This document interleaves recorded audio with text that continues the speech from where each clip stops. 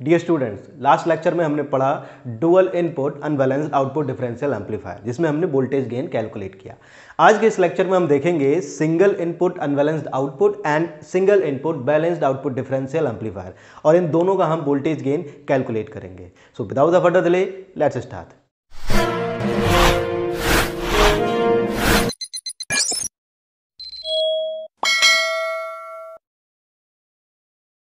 Okay, तो ये अब आपके पास फिगर है सिंगल इनपुट डुअल आउटपुट का।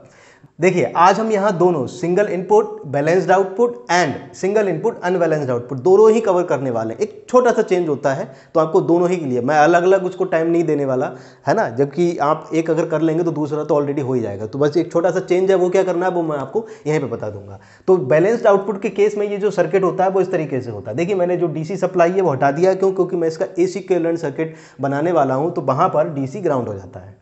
तो ये बी नॉट इस केस में ये डुअल आउटपुट है, तो ये इसका केस है। अगर मैं इसे ही सिंगल आउटपुट का केस बनाता तो मैं क्या करता, मैं सिर्फ एक टर्मिनल से इसको मेजर कर लेता, दैट इज बी नॉट। तो ये यहां से आप मेजर कर लेते। तो अब ये देख रहे हैं, ये आपका जो बैलेंस्ड कंडीशन में अब ये नहीं रहा, अब ये किस में है, अनबैलेंस्ड के कंडीशन में। तो मैंने आपको बताया था कि इस तरीके के क्वेश्चंस में अगर आपको वोल्टेज गेन कैलकुलेट करना है तो एक सिंपल सा तरीका है, आप दोनों जो ट्रांजिस्टर्स हैं इसका एसी इक्विवेलेंट बनाइए और वहां से आप वोल्टेज गेन यानी कि डिफरेंस इन वोल्टेज गेन जो है वो कैलकुलेट कर लीजिए। तो अब हम क्या करेंगे, अब हम देखिएगा, मैं सबसे पहले आपको बैलेंस्ड के केस में बताता हूं।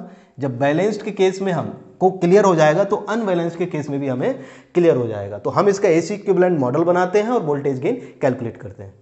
तो देखिएगा, इसका एसी इक्विवेलेंट मॉडल कितना होगा, जैसे कि ये आर ई है, आर ई दोनों में इसमें क्या है, एमीटर कपल्ड सर्किट है, दोनों में सेम है, कॉमन है, तो मैंने एक आर ई ले लिया।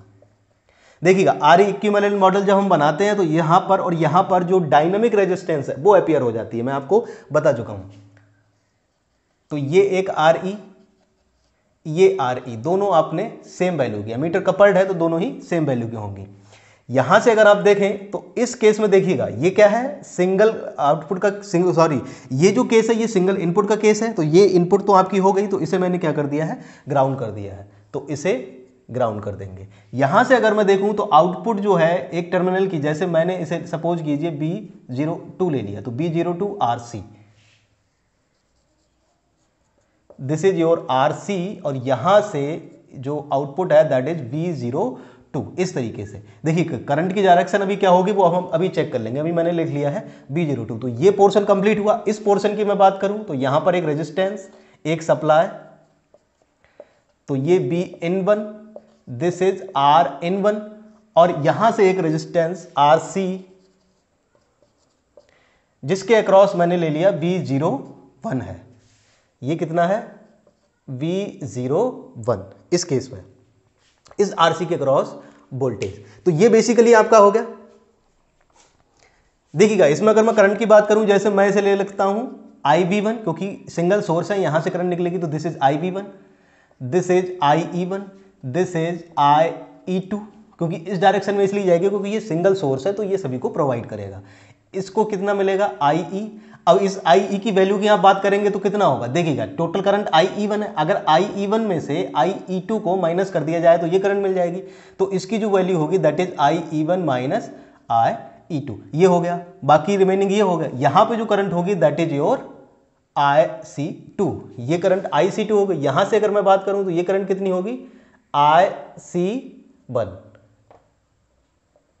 देखिए, इसकी जो डायरेक्शन होगी वो किस तरीके से होगी, ये इस तरीके से, क्योंकि यहां पर आपका जब इधर लाएंगे तो ये इस तरह से डायरेक्शन होता है, तो ये किस तरीके से होगा, ये, तो दिस इज योर IC1। तो ये किस केस में होगा, ये हो गया डुअल आउटपुट के केस में। तो डुअल आउटपुट के केस में अगर आप टोटल वोल्टेज की, अगर मैं आपसे वहां पर बात करता हूं कि टोटल आउटपुट वोल्टेज कितना होगा, तो वो हो जाएगा, ये तो कितना होगा, ये B02 हो गया, ये B02 है ना, ये B02 माइनस, देखिए यहां से यहां तक का जो वोल्टेज होगा, अगर मैं इसे पॉजिटिव इसे नेगेटिव ले लेता हूं तो दैट इज B0। ये इस तरीके से भी ले सकते हैं और वैसे भी ले सकते हैं, तो इसकी डायरेक्शन चेंज हो जाएगी, वो डिपेंड ये आप पे करता है। तो अगर मैं इसकी बात करता हूं तो ये B0 है, तो B0 की वैल्यू कितनी हो जाएगी, that is positive minus negative, तो B02 माइनस और B01 की अगर मैं बात करूं तो B01 वैसे तो ये होना चाहिए तब पॉजिटिव होता, लेकिन डायरेक्शन ऊपर है, तो जो B01 होगा वो कितना होगा, माइनस B01 ये होगा।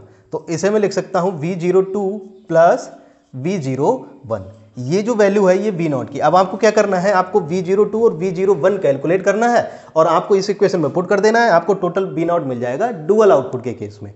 और अगर V02 और V01 कितना होगा, V01 की अगर बात करेंगे तो V01 कितना है, माइनस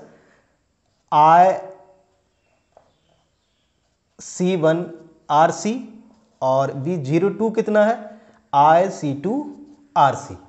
ये इस तरीके से देख रहे हैं। माइनस में क्यों, क्योंकि डायरेक्शन अपवर्ड है और वो P0 कहां से कहां तक है, यहां तक। अगर डायरेक्शन डाउनवर्ड होती तो इसे हम चेंज कर देते, इसे पॉजिटिव से नेगेटिव ले लेते। तो वो सेम चीज है, आप किस तरीके से भी करें, फाइनल आपका इतना आना चाहिए। तो ये तो डुअल के केस में हो गया। अब मैं बात करता हूं सिंगल आउटपुट के केस में। अगर आपने यहां पर सिंगल आउटपुट वाला केस ले रहे होते तो ये क्या होता, ये सिर्फ B02 होता।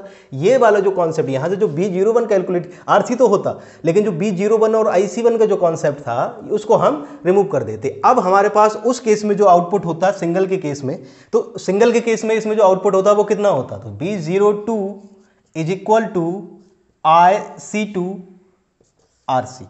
तो यहां से अब आपको क्या क्या करना है, IC2 की वैल्यू कैलकुलेट करनी है। इसमें कैलकुलेट कर देंगे तो जो सिंगल आउटपुट वाला केस है वो कंप्लीट हो जाएगा।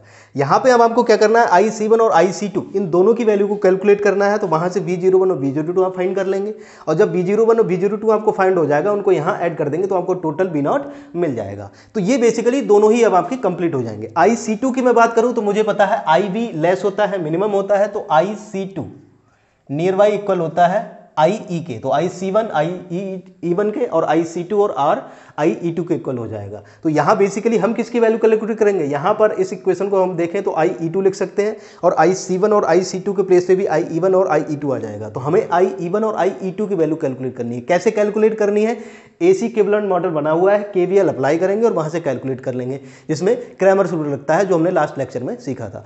ओके, तो पहली इक्वेशन की बात करूं तो पहली इक्वेशन ये लूप 1 ये हो जाएगा। तो यहां पर अगर आप B1 की देखेंगे, देखिए KVL आपको अप्लाई करना आता होगा, मैं बस डायरेक्टली क्विकली बताता चल रहा हूं, आप समझते चलिएगा। इसे मैं लिख सकता हूं RN1 IB1, इसे मैं लिख सकता हूं REIE1, डाउनवर्ड आएंगे तो ये IE1 है, तो प्लस IE1 RE और minus IE2 RE। IE1 minus IE2 into RE होता, तो मैंने RE को ऑलरेडी पहले से ही मल्टीप्लाई कर दिया। एक इक्वेशन ये हो गई। यहां से देखिएगा, इसे अगर आप IE1 में कन्वर्ट करें तो मैं आपको बता चुका हूं IC is equal to beta IB होता है। तो IC IE के इक्वल है तो बीटा IB हो गया। IEB की बात करें, IB की बात करें तो IE बाय बीटा हो गया। तो यहां पर अगर मैं IB1 की बात करूं तो IE1 बाई बीटा लिख सकता हूं और IE1 बाई बीटा लिखूंगा तो ये कितना बचेगा, RN बाई बीटा। और IE1 जब कॉमन लेंगे तो इसकी जो वैल्यू होगी वो as compare to RE resistance के कम होगी। तो इसे मैं निगलेक्ट ऑलरेडी पहले से ही कर लेता हूं। तो जब निगलेक्ट कर देंगे, है ना, ये हम ऑलरेडी ये पूरी प्रोसेस कर चुके हैं, तो मैं क्विकली कर रहा हूं। R को कॉमन ले लेंगे तो IE1 कितना हो जाएगा, this is RE plus capital RE minus capital RE IE2। तो एक इक्वेशन ये आ गई आपकी B1 की। दूसरा आप क्या इस वाले इस तरीके से मूव करें। जब आप इस तरीके से मूव करेंगे तो एक इक्वेशन आपको और मिलेगी, वो देख लेते हैं क्या है। तो देखिएगा, जब यहां से आप जाएंगे तो कितना होगा, दैट इज B1, ये तो सेम होगा RN1 IB1 प्लस यहां भी होगा RE into IE1 RE IE1 plus ये कितना होगा IE2 RE।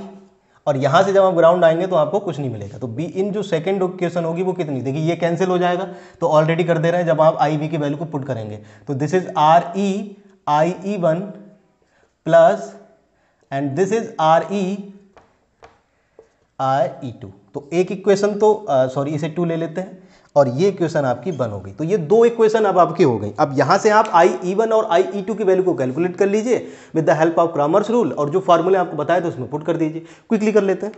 ओके, तो ये दोनों इक्वेशंस हैं। यहां से आप IE1 और IE2 की वैल्यू कैलकुलेट कर सकते हैं। तो IE1 की जो वैल्यू होगी वो कितनी हो जाएगी, देखिएगा IE1 है यहां है, तो पहले आप V1 एंड V1 देखिएगा, इसको यहां प्लेस कर देंगे। ये मैं ऑलरेडी लास्ट लेक्चर में बता चुका हूं। और ये बनेगा माइनस RE और ये RE, और डिनोमिनेटर में जो होगा इन दोनों के कोएफिशिएंट आ जाएंगे। तो ये होगा RE plus RE, this is RE, this is minus RE, this is RE।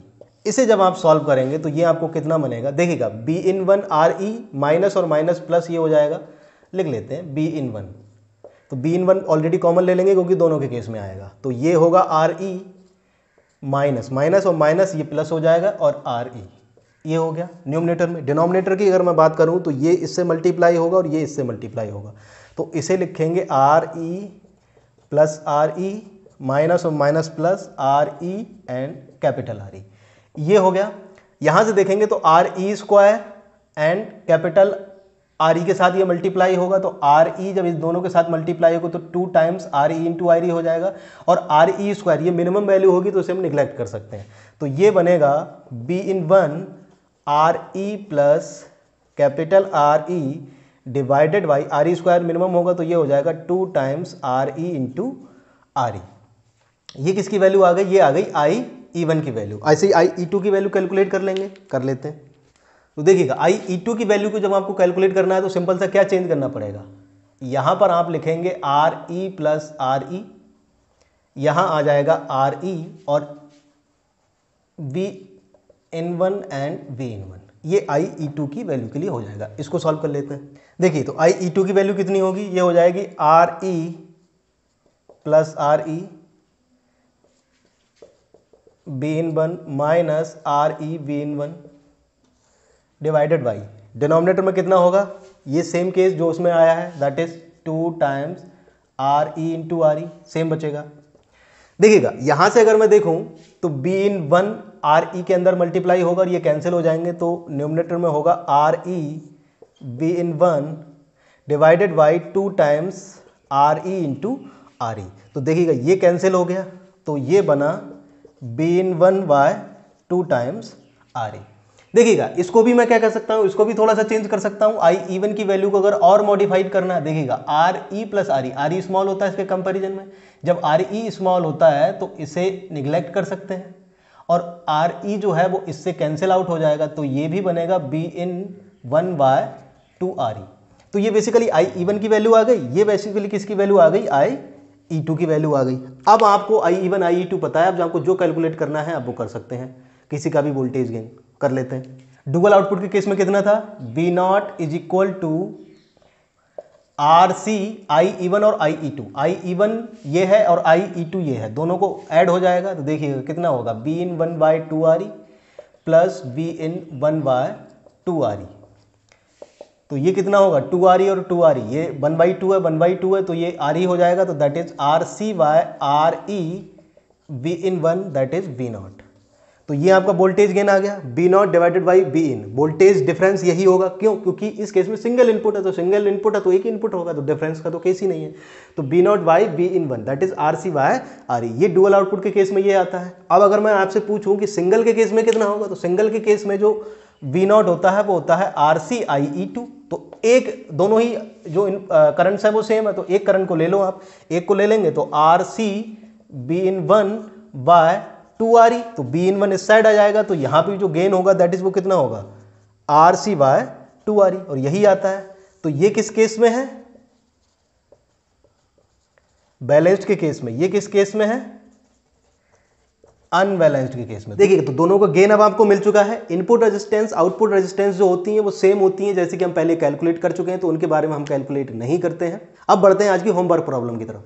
ये आपकी होमवर्क प्रॉब्लम है, डुअल इनपुट अनबैलेंस्ड आउटपुट आपको दे रखा है, आपको 10 किलो ओम की आरसी वैल्यू दे रखी है, 2.5 के एंड 2.5 के, ये के है किलो ओम में, तो 2.5 के एंड 2.5 के आपको दो रेजिस्टेंसेस इनपुट में दिए हुए हैं, एक 5 के का आर ई दिया हुआ है, 1.3 वोल्ट एंड 0.5 वोल्ट की आपको दो सप्लाई दी हुई हैं, plus 12 volt and minus 12 volt, ये अब आपको डीसी सप्लाई दी हुई है। तो अब आपको इसमें बेसिकली और क्या गिवन है, बीटा एसी की वैल्यू आपको 5 गिवन है, डिफरेंशियल इनपुट रेजिस्टेंस आरआईडी जो होता है वो आपको 12 किलो ओम गिवन है। आपको वैल्यू इसकी वी नॉट की कैलकुलेट करनी है, तो आप इसकी वैल्यू को कैलकुलेट करके तो आप अपना आंसर मुझे कमेंट सेक्शन में बता सकते हैं, मैं आपको क्लियर करूंगा कि आपका आंसर सही है या गलत है।